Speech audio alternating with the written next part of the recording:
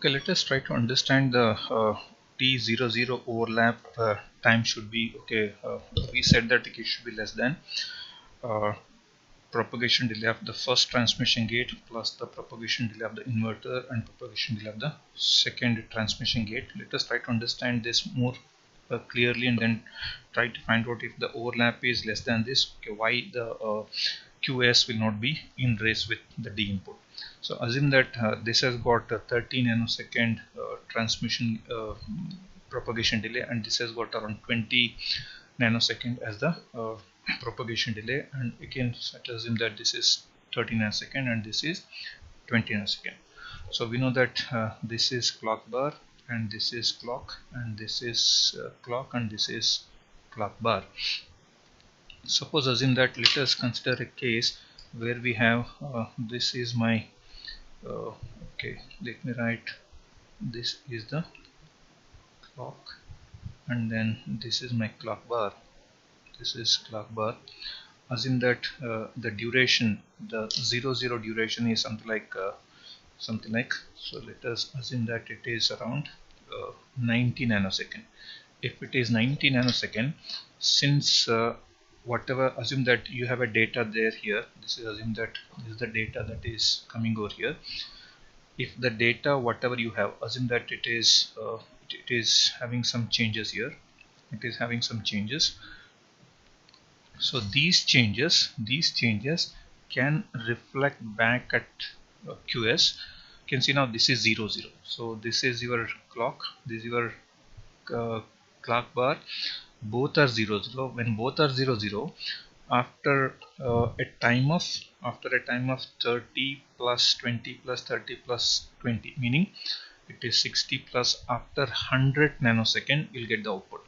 You can see now even though this is 90 nanosecond, so this 90 nanosecond is sufficient enough to get my data at least at this point, because how much is the time that is required to get the data out of this transmission gate, this inverter and this inverter by 80 nanosecond. You can see it is 630, 20 plus 30 plus 20, 50, 50 plus 30, 80. By 80 nanosecond time, whatever change that is happening here,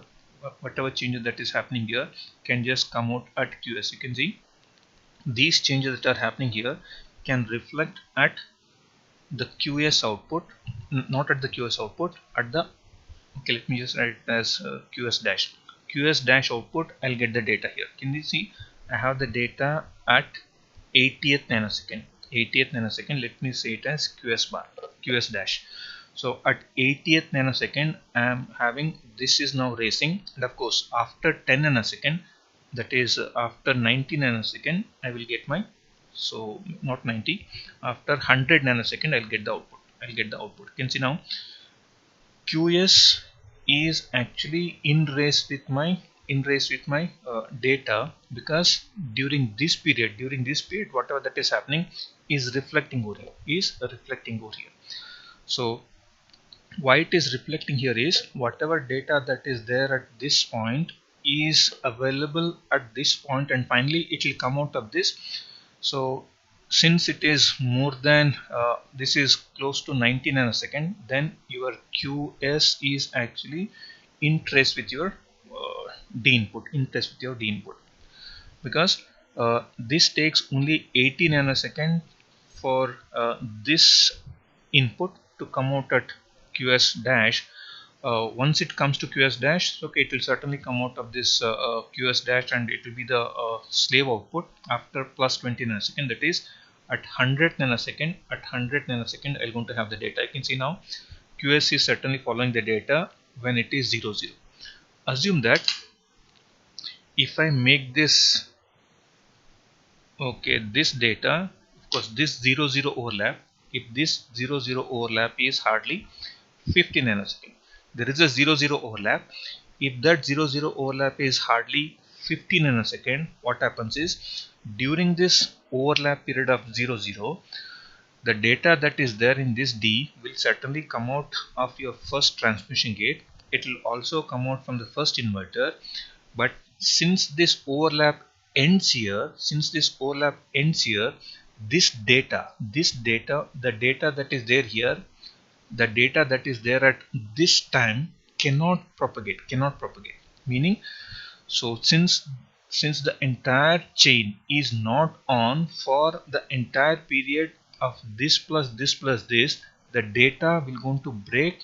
It won't come out of this because this time, the time of overlap is less than the propagation delay of this transmission gate, this inverter, and this transmission gate. So that's why if the overlap time is less than the propagation delay of the first transmission gate, first inverter, and the second transmission gate, there will be no question of what race run condition. You can certainly overcome the race run condition in spite of having these overlap. If this overlap is restricted to a time less than this, then the output will not be racing with your input signal. So that's about the 0-0 overlap. So 0-0 overlap can be still avoided. Of course, not avoided. The problem of race around condition will be avoided provided the 0-0 overlap is less than the propagation delay of two transmission gate and one inverter. Now let us see what is the impact of this overlap of 1-1. If the overlap is 1-1, if we can see here, when these two are 1-1, of course we have discussed in the previous case that whenever it is 1, so we said that the hold time can be 0. That is, whenever this becomes 1, this switches off, and then whatever the value that is stored here will going to come out of this, meaning the hold time was actually 0 second. Since there is a 1-1 overlap, since this is your clock bar, since your clock bar is also 1, clock is also 1, if you want to have a proper data to be stored in your input of this capacitor, naturally the hold time cannot be 0 second now. So because of this overlap, T hold should be greater than T11 overlap. So this is the care that should be taken in case of if there is a 1-1 overlap. If there is a 1-1 overlap, what happens? Of course, there is a problem of this race around condition is still there. So whatever that we discussed for 0-0, in case of 0-0, whenever this is 0, PMOS is on, this PMOS is on because it's 0-0 condition. When it is 1-1 condition, you still have the race around condition of output following the input because of NMOS transistors of the transmission gate. So you still have that problem of race around condition that can be certainly avoided if you make sure that this is there.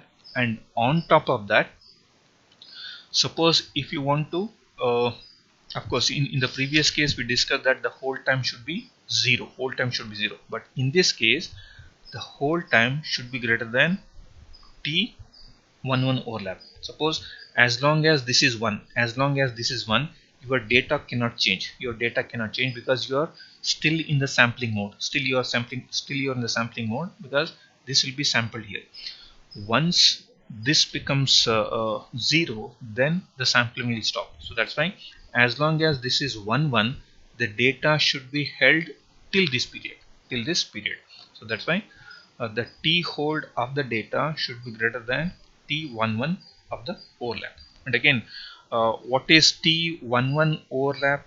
So T11 overlap should be less than T of your transmission gate, T of your inverter 1, T of your T2 to avoid the race around condition. That problem is still there with your race around condition. Along with that, the data should be stable more than the T11 overlap so that you can able to store the value that is required properly to be stored in your inverter gate, in your edge triggered D flip flop.